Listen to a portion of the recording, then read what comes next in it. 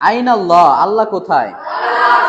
আলাল আরশ, আরশের উপর। সূরা তাহার 5 নম্বর আয়াতে আল্লাহ তাআলা বলেছেন, আর রহমানু আলাল আরশি ইস্তাওয়া, রহমান আরশে সমুন্নত। বলো তো তাহলে আল্লাহ কোথায়? আরশে, আলাল আরশ, আরশে।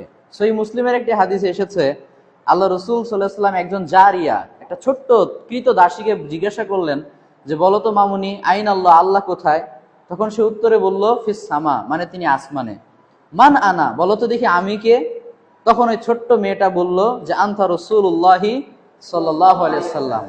তখন আল্লাহ রাসূল সাল্লাল্লাহু আলাইহি ওয়াসাল্লাম তাকে ঈমানের সার্টিফিকেট দিয়ে বললেন, আতিকহা ফা ইন্নাহা মুমিনা, এই মেয়েটা তো ঈমানদার মহিলা, ঈমানদার মেয়ে, যাও একে মুক্ত করে দাও। সুবহানাল্লাহ।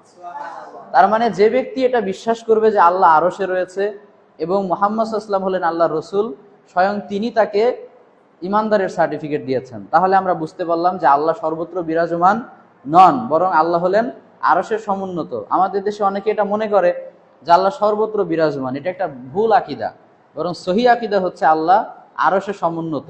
তবে তার জ্ঞান, তার ক্ষমতা, তার কুদরাত, তার শ্রবণ শক্তি, তার ইলম, সব কিছুকে পরিবেষ্টন করে রেখেছে, সেটা ঠিক আছে, কিন্তু তিনি আছেন কোথায়? আরশের উপরে।